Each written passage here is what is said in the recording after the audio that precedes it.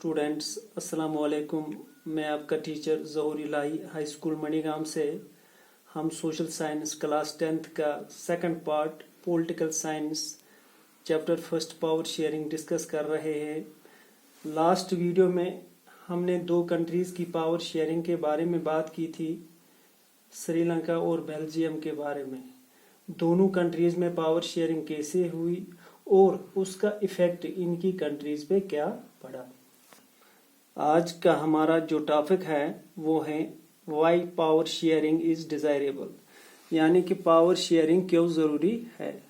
So dear students, अगर आपने मेरा लास्ट वीडियो देखा होगा तो आप इजीली कह सकते हैं कि पावर शेयरिंग इज़ डिज़ायरेबल और नॉट, क्योंकि लास्ट वीडियो में हमने देखा कि दो different countries, one is Belgium and another is Sri Lanka. Belgium में पावर शेयरिंग हुई, उन्होंने इक्वल रिप्रेजेंटेशन हर एक कम्युनिटी को दी, तो उसका रिजल्ट आपके सामने है। वहाँ पीस और सोशल हार्मनी रही। सबसे बड़ी बात, वहाँ डेवलपमेंट हुई।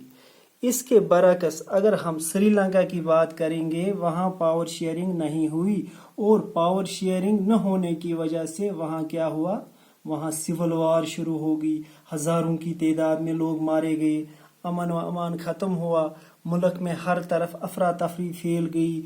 वहाँ उस रफ्तार से डेवलपमेंट नहीं हुई और नतीजा क्या निकला, वहाँ के इक्तिसादी हालात बुरी तरह मुतासिर हुए।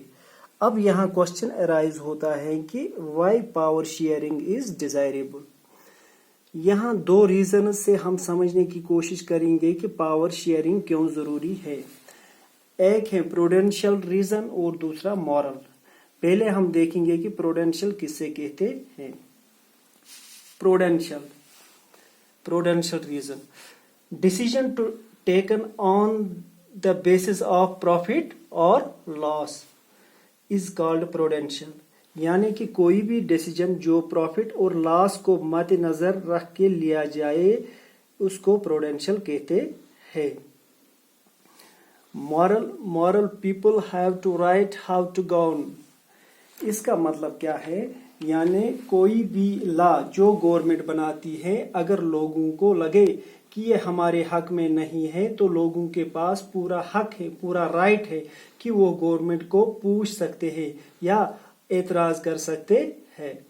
अब ये समझने की कोशिश करेंगे कि on the basis of prudential and moral reasons why power sharing is desirable. पहले हम प्रूडेंशियल देखेंगे।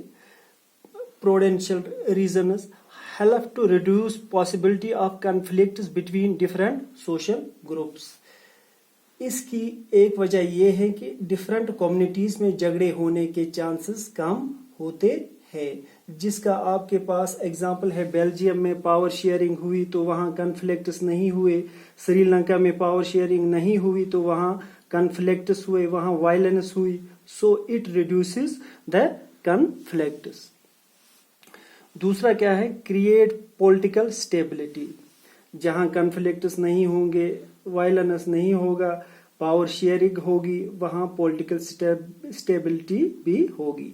जब किसी गवर्नमेंट में डिफरेंट कम्युनिटीज के लोगों को इक्वल शेयर मिलेगा तो वहां पॉलिटिकल स्टेबिलिटी होगी।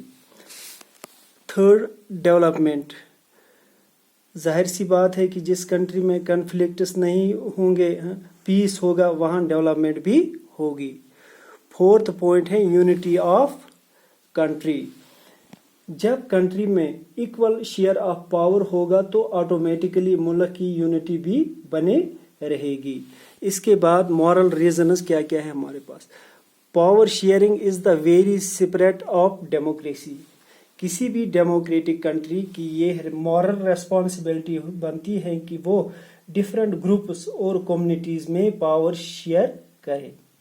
Second, people have right to consult on how they have to be governor.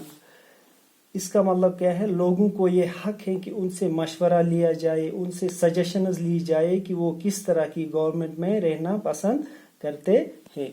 Third point है maximum citizens participation in government.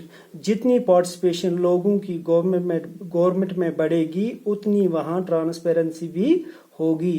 ایک اور ماڈرن ریزن یہ ہے کہ لوگ والنٹرلی لا کو فالو کرنے چاہے نہ کہ کسی ڈر کی وجہ سے.